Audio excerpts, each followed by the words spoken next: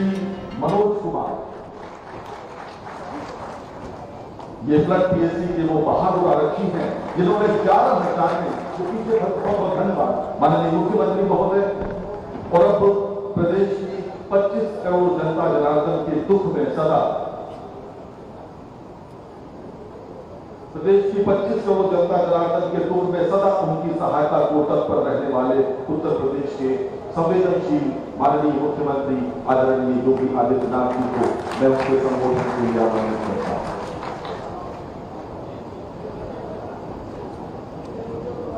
बाढ़ राहत कार्य का निरीक्षण में विधान परिषद के माननीय सदस्य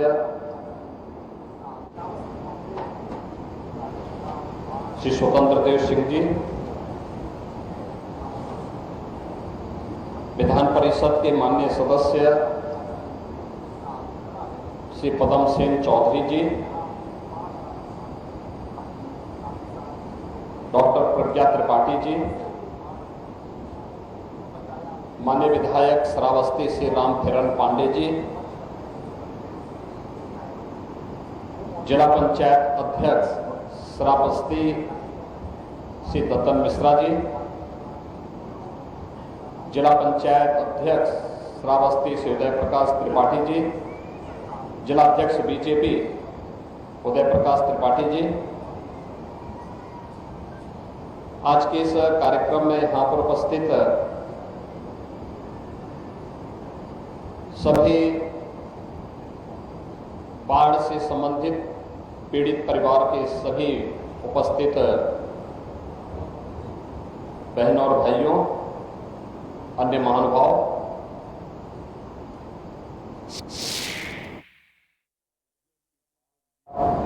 अगस्त के अंत तक या सितंबर तक देखने को मिलती थी। इस बार ये बाढ़ पहली बार जुलाई प्रथम सप्ताह में देखने को मिलते हैं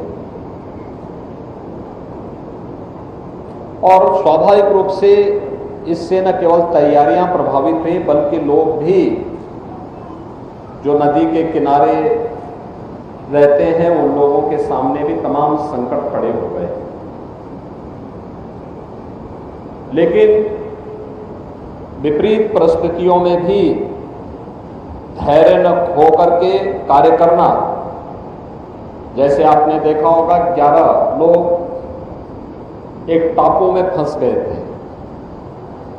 अचानक राप्ती नदी में पानी आ गया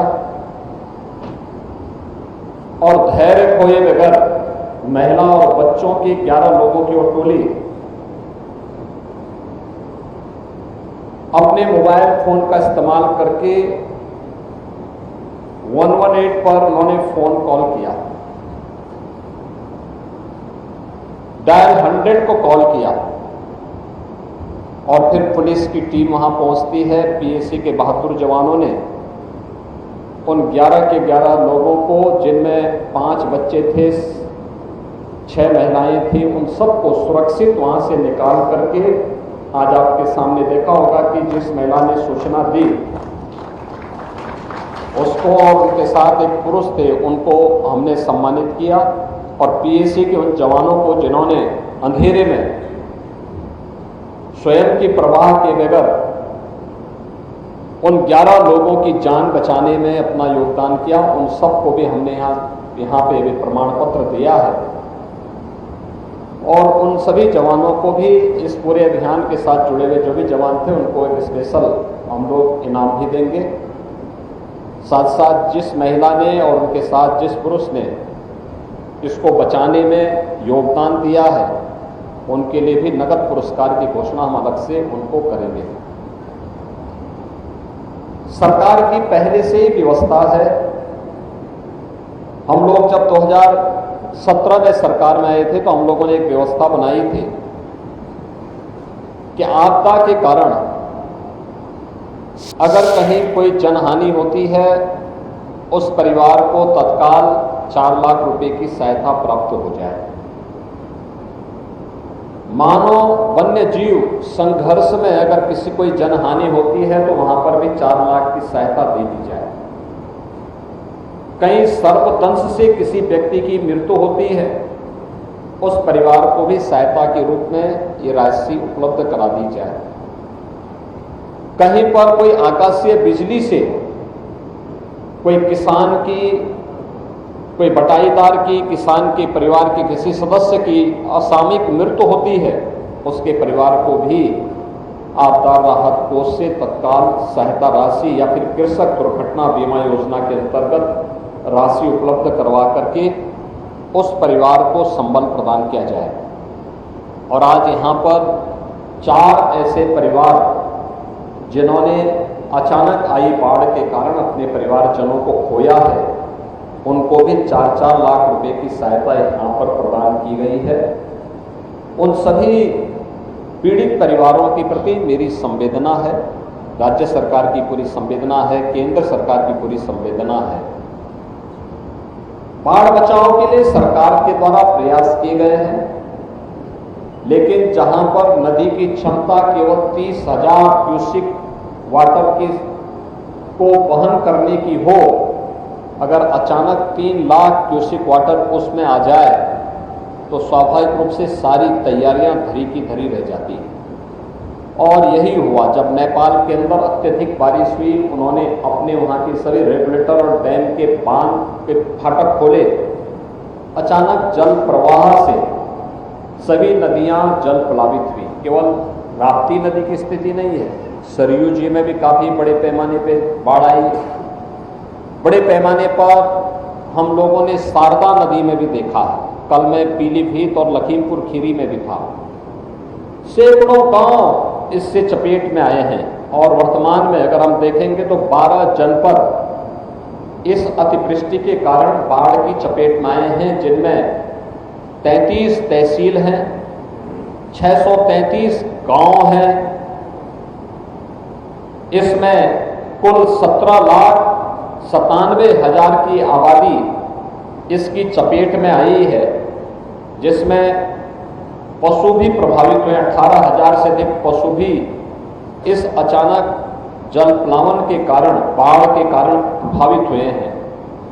1,45,000 से अधिक कृषि भूमि भी इसकी चपेट में आई है। इसके लिए हम लोगों ने सभी गांवों में एनडीआरएफ, एसडीआरएफ, पीएसी की फ्लड यूनिट और स्थानीय स्तर पर नौकाओं की व्यवस्था भी की है। एक व्यवस्था की गई है कि जगह जगह बाढ़ चौकियां स्थापित हों, जो समय समय पर सूचनाएं भी देते रहे। और इसके लिए पूरे प्रदेश भर में अगर हम देखेंगे तो 1033 से अधिक बाढ़ चौकियां स्थापित की गई हैं, जिनके माध्यम से इन सभी 923 बाढ़ चौकियों की स्थापना की गई है। और जहां पे बाढ़ पीड़ितों को रखा जाना है, 1033 ऐसे स्थान हैं जहां पे शरणालय बना करके बाढ़ पीड़ित के घर में पानी भर गया या उस किसी को रेस्क्यू करके लेके आना है तो उनके लिए भी ये व्यवस्था की गई है। इसके साथ साथ यहाँ पर उन सभी क्षेत्रों में अन्य तमाम प्रकार की सुविधाएं उपलब्ध करवाने का कार्य हो रहा है। अगर हम लोग श्रावस्ती की बात करें तो श्रावस्ती में जो बाढ़ से प्रभावित क्षेत्र हैं, 116 गांव पूरी तरह या आंशिक रूप से बाढ़ से प्रभावित हुए हैं। 15 गांवों में कटान की स्थिति है। 76,000 की आबादी इससे प्रभावित हुई है। 23,500 से अधिक कृषि भूमि बाढ़ की चपेट में आई है। यहाँ पर बचाव और राहत कार्य के लिए एनडीआरएफ, पीएसी के फ्लड यूनिट और एसडीआरएफ को भी लगाया गया है, जिसमें वो मोटर बोट के साथ में वहाँ पर अन्य बचाव के कार्य कर रहे हैं। नौकाओं की व्यवस्था भी की गई है। इसके साथ ही यहाँ पे 4 जनहानि जनपद में हुई है। इसके अतिरिक्त यहाँ पर प्रदेश सरकार ने पहले से व्यवस्था की है कि जो भी व्यक्ति इन बाढ़ की चपेट में या जो गांव मेरुंड होते हैं बाढ़ की चपेट में आते हैं, उनके लिए राहत पैकेट की व्यवस्था, जिसमें से कुछ राहत पैकेट अभी आपके सामने हम लोगों ने वितरित किए हैं, जिसमें पहले पैकेट में 5 किलो लाई है, 2 किलो इसमें भुना चना है, 1 किलो गुड़ है, 10 पैकेट बिस्किट है, 1 माचिस की पैकेट है, 1 पैकेट मोमबत्ती है, नहाने के साबुन है, 20 लीटर का एक पानी के लिए जैरकिन है और तिरपाल भी उनमें प्रदान किया जा रहा है। दूसरे पैकेट में है 10 किलो आटा, 10 किलो चावल, 2 किलो अरहर की दाल, 10 किलो आलू, 2 हल्दी मिर्च मसाला और 1 लीटर सरसों के तेल के साथ ही नमक आदि भी उसके साथ उन्हें उपलब्ध करवाने का कार्य सरकार के द्वारा आपदा राहत निधि से उन्हें उपलब्ध करवाने का कार्य किया जा रहा है। हमने प्रशासन को पहले ही कहा है कि हमें पूरे बरसात भर यानी अक्टूबर तक की व्यवस्था पहले से बना के रखनी होगी, क्योंकि इस बार औसत से अधिक बरसात होने की संभावना है।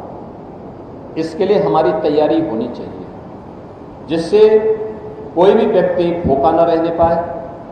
जहां शरणालय बनाए गए हैं वहां भोजन की व्यवस्था, दोनों समय भोजन मिले, इसकी व्यवस्था हम सुनिश्चित कर लें।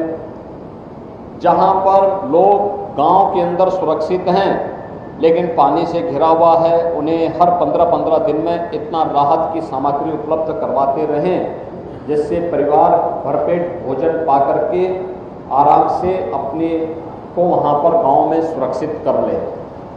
नदी कटान की दृष्टि जो क्षेत्र हैं वहाँ पर जो भी तैयारी होनी है, बरसात के समय जल भराव के कारण एंटी स्नेक वेनम यानी सांप के काटने पर वैक्सीन देने के लिए, कुत्ता या किसी जानवर के काटने से रेबीज का खतरा होता है तो एंटी रेबीज के वैक्सीन भी उपलब्ध करवाने के लिए कहा गया है और सभी ऐसे सीएससी में उपलब्ध करवाने की तैयारी के साथ सरकार कार्य कर रही है।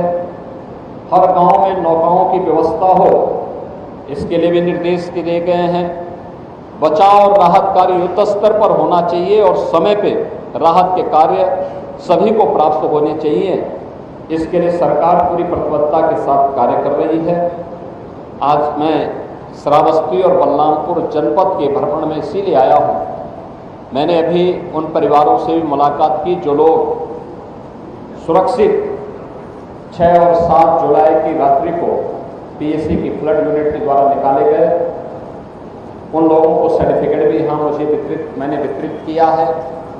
इसके अलावा राहत और बचाव के कार्य को युद्ध स्तर पर आगे बढ़ाने के लिए प्रशासन को निर्देशित किया गया है।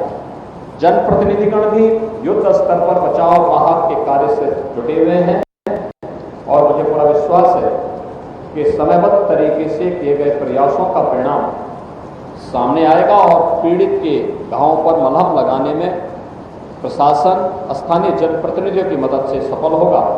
आज के इस अवसर पर एक बार फिर से सभी पीड़ितों के प्रति मेरी संवेदना है और मैं उन्हें इस बात के लिए आश्वस्त करता हूं कि सरकार हर संकट में उनके साथ खड़ी होकर के उन्हें हर संभव मदद देगी। हम सब मां पाटेश्वरी से ही प्रार्थना करते हैं कि वे इस क्षेत्र में इस प्रकार की आपदा से अस्थायी राहत देकर के यहाँ के लोगों को संबल प्रदान करें। आप सबके प्रति मेरी शुभकामनाएं हैं। धन्यवाद। जय हिंद। बहुत बहुत धन्यवाद माननीय मुख्यमंत्री।